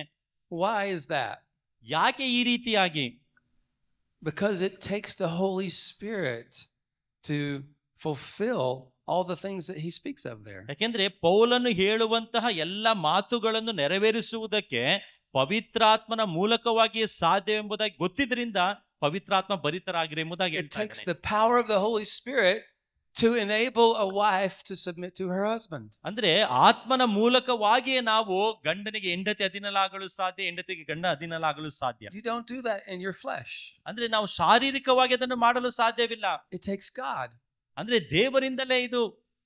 And it takes the Holy Spirit to enable a man to love his wife like Christ loves the church. ಅಂದ್ರೆ ಕ್ರಿಸ್ತನು ಸಭೆಯನ್ನು ಪ್ರೀತಿ ಮಾಡಿದ ಹಾಗೆ ಪವಿತ್ರಾತ್ಮನ ಮೂಲಕವಾಗಿ ಮಾತ್ರ ಪುರುಷನು ತನ್ನ ಹೆಂಡತಿಯನ್ನು ಪ್ರೀತಿ ಮಾಡಲು ಸಾಧ್ಯ.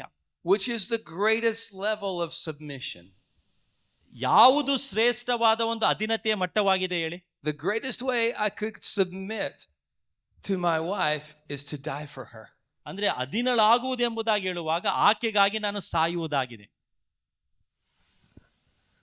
That's what God calls us to do. ಅದನ್ನು ತಾನೇ ದೇವರು ಮಾಡೋದಕ್ಕಾಗಿ ಕರೆದಿದ್ದಾನೆ. So both husband and wife are called in a way to submit to each other. ಅಂದ್ರೆ ಆ ರೀತಿಯಲ್ಲಿ ಅಧೀನರಾಗಬೇಕು, ಒಬ್ಬರಿಗೋಸ್ಕರ ಒಬ್ಬರು ಸಾಯುವುದಕ್ಕೂ ಸಿದ್ಧರಾಗಿರಬೇಕೆಂಬುದಾಗಿ ದೇವರು ಕರೆದಿದ್ದಾನೆ. As Jesus submitted to the Father. ಹೇಗೆ ಯೇಸು ಸ್ವಾಮಿ ತನ್ನನ್ನು ತಂದೆಯಾದ ದೇವರಿಗೆ ಒಪ್ಪಿಸಿಕೊಟ್ರು. And to love one another.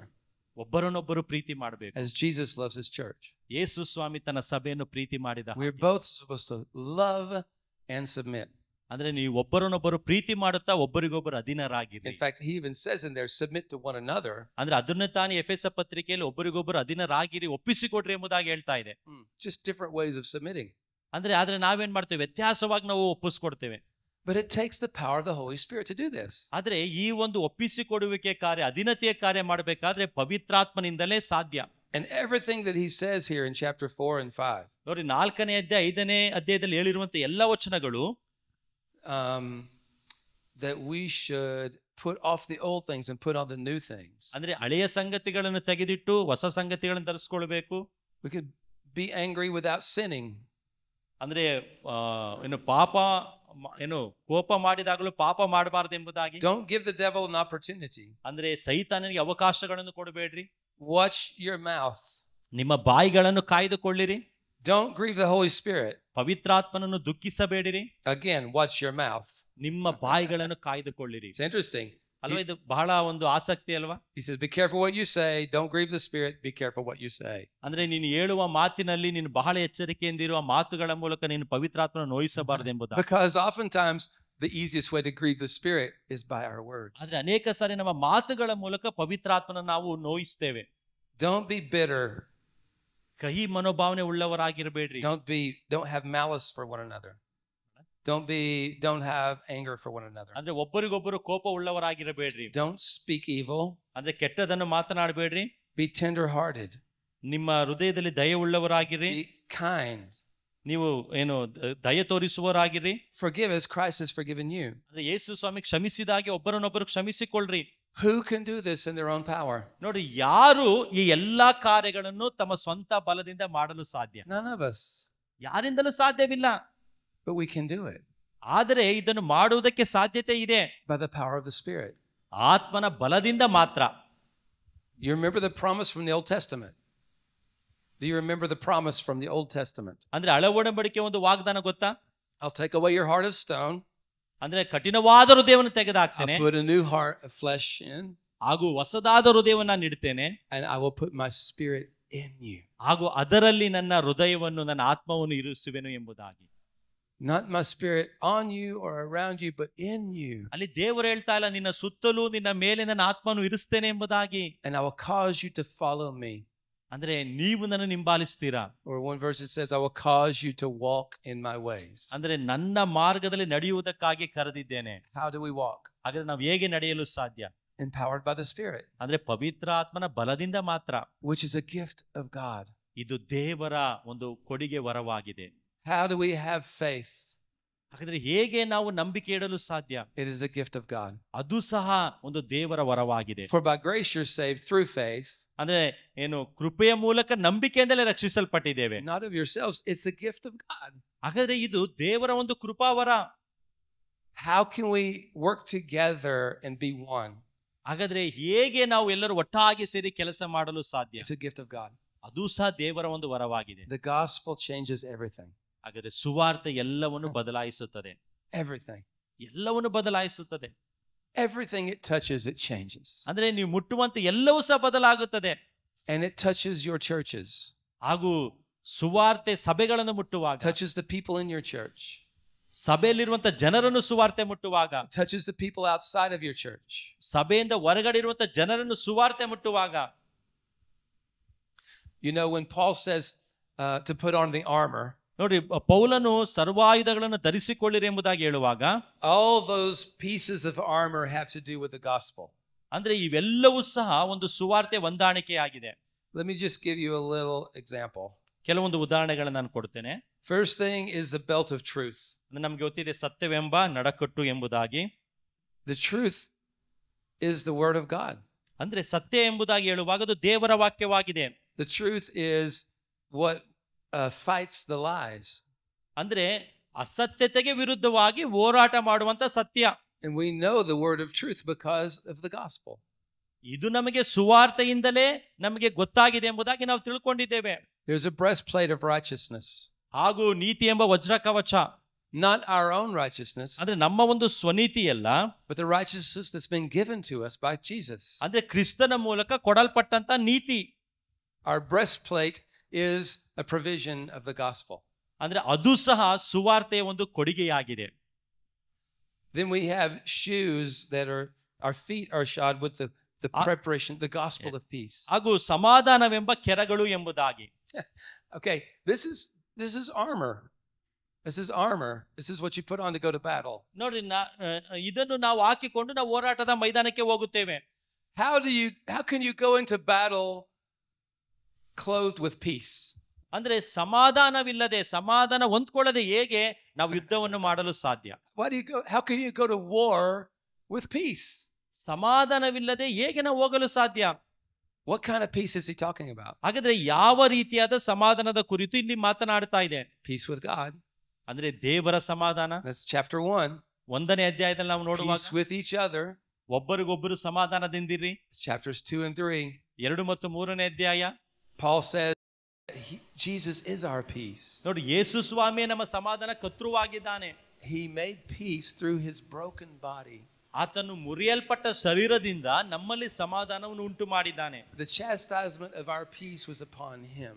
ಹಾಗಾದ್ರೆ ನಮ್ಮ ಒಂದು ಸಮಾಧಾನ ಆತನ ಮೇಲೆ ಅವಲಂಬಿತವಾಗಿದೆ. The price that was paid that bought our peace was on him. ನೋಡ್ರಿ, ಆತನು ತನ್ನನ್ನೇ ಕ್ರಯವಾಗಿ ಕೊಡುವುದರ ಮೂಲಕ ದೇವರ ಸಮಾಧಾನವನ್ನು ನಾವು ಪಡಕೊಂಡಿದ್ದೇವೆ. We've been reconciled to God. ನಾವು ಈಗಾಗಲೇ ಓದ್ಕೊಂಡಿದ್ದೇವೆ, ದೇವರೊಟ್ಟಿಗೆ ಸಂಧಾನ ಮಾಡಲ್ಪಟ್ಟವರು. Chapter 1, 2. 1ನೇ ಅಧ್ಯಾಯದ 2ನೇ ವಚನ. Chapter 3, we're reconciled to each other. ಅಂದ್ರೆ 3ನೇ ಅಧ್ಯಾಯದಲ್ಲಿ ನಾವೆಲ್ಲರೂ ಸಂಧಾನ ಮಾಡಲ್ಪಟ್ಟಿದ್ದೇವೆ ದೇವರೊಟ್ಟಿಗೆ. We have this peace in the gospel. ಸುವಾರ್ತೆಯ ಮೂಲಕ ನಾವು ಸಮಾಧಾನವನ್ನು ಹೊಂದಿಕೊಂಡಿದ್ದೇವೆ. And we wear it as shoes on our feet. ಹಾಗಾದ್ರೆ ನಾವು ಸಮಾಧಾನದ ಕೆರಗಳನ್ನು ನಮ್ಮ ಕಾಲಿಗೆ ಧರಿಸಿಕೊಳ್ಳುವಾಗ we're ready to move our feet with this good news. ನಾವು ಈ ಒಂದು ಶುಭ ವರ್ತಮಾನವಾದ ಸಮಾಧಾನವನ್ನು ಧರಿಸಿಕೊಂಡು ಮುಂದೆ ಹೋಗುವಾಗ, and then we have a shield of faith. ಹಾಗೂ ಏನು, ನಂಬಿಕೆ ಎಂಬ ಗುರಾಣಿ. ನಂಬಿಕೆ ಎಂಬ ಗುರಾಣಿ. And in the context of what Paul is speaking of here, ನೋಡಿ, ಇಲ್ಲಿ ಪೌಲನು ಮಾತನಾಡ್ತಾ ಇರುವಂತ ಒಂದು ವಿಷಯ ಏನೆಂಬುದಾಗಿ ನಾವು ನೋಡೋದಾದ್ರೆ, he's speaking about faith in what has already been done. ಅಂದ್ರೆ ಈಗಾಗಲೇ ನಮಗಾಗಿ ಮಾಡಲ್ಪಟ್ಟಿರುವಂತ ನಂಬಿಕೆ ವಿಷಯದಲ್ಲಿ ಮಾತನಾಡ್ತಾ ಇದ್ದಾನೆ. Faith that is established in the work of Jesus. ಯೇಸು ಕ್ರಿಸ್ತನ ಕಾರ್ಯಗಳ ಮೂಲಕ ಸ್ಥಾಪಿಸಲ್ಪಟ್ಟಂತಹ ನಂಬಿಕೆ. In chapter 1 he said, when you heard the word of truth you believed. ನೀವು ಸತ್ಯವನ್ನು ಕೇಳಿದಾಗ, ಸುವಾರ್ತೆಯನ್ನು ಕೇಳಿದಾಗ ನೀವು ನಂಬಿಕೆ ಇಟ್ಟಿರಿ. And God's given great power to us who believe. ಹಾಗೂ ನಂಬುವವರಿಗೆ ಆತನ ಒಂದು ಬಲವನ್ನು ಕೊಡುತ್ತಾನೆ. By grace we're saved through faith. ನಾವು ನಂಬಿಕೆ ಮೂಲಕ ಕೃಪೆಯಿಂದ ರಕ್ಷಿಸಲ್ಪಟ್ಟಿದ್ದೇವೆ. Christ dwells in our hearts by faith. ಅಂದ್ರೆ ನಾವುಗಳು ಕೃಪೆಯ ಮೂಲಕ ನಂಬಿಕೆಯಿಂದ ರಕ್ಷಿಸಲ್ಪಟ್ಟಿದ್ದೇವೆ. It's a breastplate, but it's something that's already been provided for us. ಅಂದ್ರೆ ಇದು ಈಗಾಗಲೇ ನಮಗಾಗಿ ಕೊಡಲ್ಪಟ್ಟಂತ ಒಂದು ಆಯುಧವಾಗಿದೆ. And then we have a helmet of salvation. ಹಾಗೂ ಶಿರಸ್ತ್ರಾಣ, ರಕ್ಷಣೆ ಎಂಬ ಶಿರಸ್ತ್ರಾಣ. This is our salvation. It's gospel. ನೋಡಿ, ಈ ಒಂದು ರಕ್ಷಣೆ ಎಂಬುದಾಗಿ ಹೇಳೋದಾದ್ರೆ ಅದು ಸುವಾರ್ತೆಯ ಮೂಲಕ ನಮಗೆ ಕೊಡಲ್ಪಟ್ಟಿದೆ. The head is a very important part to protect. ಈ ತಲೆ ಎನ್ನುವಂಥದ್ದು ನಮ್ಮ ಒಂದು ಸಂರಕ್ಷಣೆಯ ಬಹು ಮುಖ್ಯವಾದ ಭಾಗವಾಗಿದೆ. And the thing that protects my head is the thing I cannot provide for myself. The helmet that protects my head is a thing that I cannot provide for myself. It's salvation. ನೋಡ್ರಿ, ಹೇಗೆ ಒಂದು ತಲೆಯನ್ನು ಒಂದು ಶಿರಸ್ತ್ರಾಣ ಸಂರಕ್ಷಿಸುತ್ತದೋ ಹಾಗೆ ಸುವಾರ್ತೆ ಇಲ್ಲದೆ ನಾನು ರಕ್ಷಣೆಯನ್ನು ಹೊಂದಿಕೊಳ್ಳೋದಕ್ಕೆ ಸಾಧ್ಯವಿಲ್ಲ. So you see, even the armor that we put on when we wrestle is rooted in the gospel. ಹಾಗಾದ್ರೆ ನಾವುಗಳು ಯುದ್ಧ ಮಾಡುವುದಕ್ಕಾಗಿ ಹೋಗುವಾಗ ಧರಿಸಿಕೊಳ್ಳುವಂತ ಎಲ್ಲ ಸರ್ವಾಯುಧಗಳು ಸುವಾರ್ತೆಯ ಮೂಲಕ ಕೊಡಲ್ಪಟ್ಟಿದೆ. This is why Paul says, I want to remind you of the gospel. ಅದಕ್ಕೆ ಪೌಲನು ಹೇಳ್ತಾ ಇದ್ದಾನೆ, ನಾನು ಇದನ್ನು ನಿಮಗೆ ಜ್ಞಾಪಕ ಪಡಿಸುತ್ತಾ ಇದ್ದೇನೆ ಎಂಬುದಾಗಿ. When I came to you, I wanted to know nothing among you except Jesus Christ and him crucified. ಅಂದ್ರೆ ಯೇಸು ಸ್ವಾಮಿ ಆತನು ಕ್ರೂಜಗೆ ಹಾಕಲ್ಪಟ್ಟವನು ಎನ್ನುವಂತ ಒಂದು ಸತ್ಯಾಂಶ ನಿಮ್ಮಲ್ಲಿ ಇರಬೇಕು, ಅದನ್ನು ಬಿಟ್ಟರೆ ಬೇರೆ ಯಾವುದು ಸಹ ಇರಬಾರದು. Because the gospel touches everything. ಯಾಕೆಂದ್ರೆ ಸುವಾರ್ತೆ ಎಲ್ಲವುಗಳನ್ನು ಸ್ಪರ್ಶಿಸುತ್ತದೆ. And when Paul wrote to the Colossians, he said this. ಕೊಲೊಸ್ಸೆಯವರಿಗೆ ಬರೆಯುವಾಗ ಪೌಲನು ಈ ರೀತಿಯಾಗಿ ಹೇಳ್ತಾ ಇದ್ದಾನೆ, the gospel that has come to you is bearing fruit in you. ನೋಡಿ, ಬಂದಂತಹ ಸುವಾರ್ತೆ ನಿಮ್ಮಲ್ಲಿ ಫಲ ಕೊಡುವ ಹಾಗಿದ್ದುಕೊಂಡು continually, ನಿರಂತರವಾಗಿ, even as it is doing in the whole world. ಅಂದ್ರೆ ಇಡೀ ಲೋಕಕ್ಕೆ ಅದು ಕಾಣಲ್ಪಡುವ ಹಾಗೆ ಮಾಡಬೇಕೆಂಬುದಾಗಿ. The gospel has power. ಹಾಗಾದ್ರೆ ಸುವಾರ್ತೆ ಬಲವುಳ್ಳದ್ದಾಗಿದೆ. It has inherent power. The message itself is power. ಅಂದ್ರೆ ಆ ಒಂದು ಸುವಾರ್ತೆ ಸಂದೇಶವು ಸಹ ಬಲವುಳ್ಳದ್ದಾಗಿದೆ. It always goes and it does what God wants it to do. ಹಾಗಾದ್ರೆ ದೇವರು ನಾವು ಮಾಡಬೇಕಾದಂತ ಕಾರ್ಯವನ್ನು ನಮಗೆ ಹೇಳಿಕೊಟ್ಟಿದ್ದಾರೆ. It always bears fruit inside of you.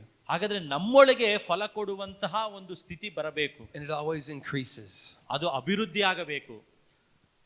Paul says there's unsearchable riches in Jesus. ಅಂದ್ರೆ ಪೌಲನು ಹೇಳ್ತಾ ಇದ್ದಾನೆ, ಕ್ರಿಸ್ತನಲ್ಲಿ ನಾವು ಹುಡುಕಲಾರದೆ ಇರುವಂತ ಅನೇಕ ನಿಧಿ ನಿಕ್ಷೇಪಗಳು ಉಂಟು ಎಂಬುದಾಗಿ. The gospel changes everything. ಆದರೆ ಸುವಾರ್ತೆ ಎಲ್ಲವನ್ನು ಬದಲಾವಣೆ ಮಾಡಿದೆ. So here's our job. ಆದರೆ ನಮ್ಮ ಕೆಲಸ ಇದಾಗಿದೆ. 3 things. 3 ನಮ್ಮ ಕೆಲಸ. Number 1, get the gospel right. ಮೊದಲನೇದಾಗಿ ಸರಿಯಾದ ಸುವಾರ್ತೆಯನ್ನು ನಾವು ಹೊಂದಿಕೊಳ್ಳುವಂತದ್ದು. This is what we've been talking about all day today. ಈ ದಿನದಲ್ಲಿ ಇದನ್ನೇ ನಾವು ಮಾತನಾಡ್ತಾ ಇದ್ದೇವೆ. Because there are other things being preached that are not the gospel of Jesus. ಸುವಾರ್ತೆ ಹೊರತುಪಡಿಸಿ ಬೇರೆಯ ಉಪದೇಶಗಳು ಸಹ ಈ ದಿನಮಾನಗಳಲ್ಲಿ ಉಪದೇಶ ಮಾಡ್ತಾ ಇದ್ದಾರೆ, ಆದ್ರೆ ಅದು ಸುವಾರ್ತೆ ಅಲ್ಲ. So many of Paul's letters deal with those things. ಈ ವಿಷಯದ ಕುರಿತಾಗಿ, ಅಂದ್ರೆ ತಪ್ಪಾದ ಬೋಧನೆ ಕುರಿತಾಗಿ ಪೌಲನ ಪತ್ರಿಕೆಗಳು ವ್ಯವಹರಿಸುತ್ತದೆ. As pastors and leaders, our job is to get the gospel right. ಹಾಗಾದ್ರೆ ಸಭಾಪಾಲಕರು, ನಾಯಕರುಗಳಾಗಿ ಸರಿಯಾದ ಸುವಾರ್ತೆಯನ್ನು ನಾವು ಹೊಂದಿಕೊಳ್ಳುವಂತದ್ದು. It means let's read it the way it is from the Bible. ಅಂದ್ರೆ ಸತ್ಯವೇದದಿಂದ ನಾವು ಓದುವಂತದ್ದು. Maybe go really deep into the things that we've talked about today. ಅಂದ್ರೆ ಈ ದಿನದಲ್ಲಿ ನಾನು ಬೋಧನೆ ಮಾಡಿದಂತ ವಿಷಯದಲ್ಲಿ ನೀವು ಆಳವಾಗಿ ನೀವು ಓದಬೇಕು. The second thing is to get the gospel in. ಎರಡನೇದಾಗಿ ನಿಮ್ಮೊಳಗೆ ಅದನ್ನು ನೀವು ಸೇರಿಸಿಕೊಳ್ಳಬೇಕು. Into me. ಅಂದ್ರೆ ನನಗೆ, ನನ್ನೊಳಗೆ. So it changes me. ಯಾಕಂದ್ರೆ ನನ್ನನ್ನು ಸುವಾರ್ತೆ ಬದಲಾವಣೆ ಮಾಡುತ್ತದೆ. So it becomes my foundation. ಇದು ನನ್ನ ಒಂದು ಅಸ್ತಿವಾರ ಆಗಿದೆ.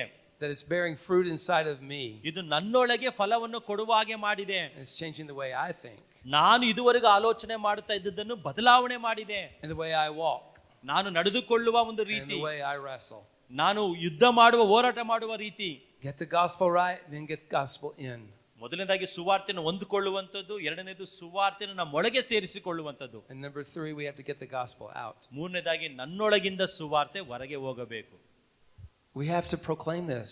ನಾವು ಅದನ್ನು ಸಾರಬೇಕಾಗಿದೆ. Can I tell you, first it starts with proclaiming it to me. ಅಂದ್ರೆ ಮೊದಲನೇದಾಗಿ ಸಾರುವಂತ ಕಾರ್ಯ ನನ್ನಲ್ಲೇ ಆಗಬೇಕು. Here's what I've learned about myself. ನೋಡಿ, ಈ ರೀತಿಯಲ್ಲಿ ನಾನು ಇದನ್ನು ಕಲ್ತ್ಕೊಂಡಿದ್ದೇನೆ. I am the most influential person. I am the person who influences me most. ಅಂದ್ರೆ ನಾನು ನನ್ನೊಳಗೆ ಪ್ರಭಾವ ಬೀರುವಂತ ಒಬ್ಬ ವ್ಯಕ್ತಿಯಾಗಿದ್ದೇನೆ. Because nobody talks to me more than I do. ಅಂದ್ರೆ ನಾನು ನನ್ನ ಕುರಿತು ಮಾತನಾಡೋದಕ್ಕಿಂತ ಹೆಚ್ಚಾಗಿ ಬೇರೆ ಯಾರು ನನ್ನ ವಿಷಯದಲ್ಲಿ ಮಾತನಾಡೋದಿಲ್ಲ. I'm always talking to myself. ಅರ್ಥ ಆಯ್ತಲ್ವಾ? ನಮ್ಮ ಕುರಿತು ನಾವೇ ಮಾತನಾಡ್ಕೊಳ್ತಿರ್ತೀವಿ ಯಾವಾಗ್ಲೂ. There's conversations in my head all the time. ಅಂದ್ರೆ ನನ್ನ ಒಂದು ಮನಸ್ಸಿನಲ್ಲಿ ಯಾವಾಗಲೂ ಒಂದು ಸಂಭಾವನೆ ಆಗ್ತಾ ಇರ್ತದೆ, ಮಾತುಕತೆ ನಡೀತಾ ಇರುತ್ತೆ. And those conversations have to be shaped by the gospel. ಅಂದ್ರೆ ಇದು ಒಂದು ಸುವಾರ್ತೆಯ ಒಂದು ನಿರೀಕ್ಷತೆಯನ್ನು ನಮ್ಮಲ್ಲಿ ತೆಗೆದುಕೊಂಡು ಬರ್ತದೆ, ಒಂದು ಚಿತ್ರಣ ತೆಗೆದುಕೊಂಡು ಬರ್ತದೆ. I have to agree with what God says. ಅಂದ್ರೆ ದೇವರು ಏನನ್ನು ಹೇಳಿದ್ದಾರೆ ಅದನ್ನು ನಾನು ಓದ್ತಾ ಇದ್ದೇನೆ. I have to think the way he thinks. ದೇವರ ಆಲೋಚನೆ ಮಾಡುವ ರೀತಿಯಲ್ಲಿ ನಾನು ಆಲೋಚನೆ ಮಾಡ್ತಾ ಇದ್ದೇನೆ. I have to preach it to me. ನನಗೆ ನಾನು ಪ್ರಸಂಗಿಸುತ್ತೇನೆ. And I have to preach it to my congregation. ನಂತರ ನನ್ನ ಒಂದು ಸಭಿಕರಿಗೆ ನಾನು ಪ್ರಸಂಗ ಮಾಡುತ್ತೇನೆ. Because they have the same problems and challenges that I do. ಯಾಕೆಂದ್ರೆ ನಾನು ಹಾದು ಹೋಗ್ತಾ ಇರುವಂತ ಅದೇ ಸವಾಲುಗಳು, ಅದೇ ಹೋರಾಟಗಳು ಅವರಿಗೂ ಸಹ ಇದೆ.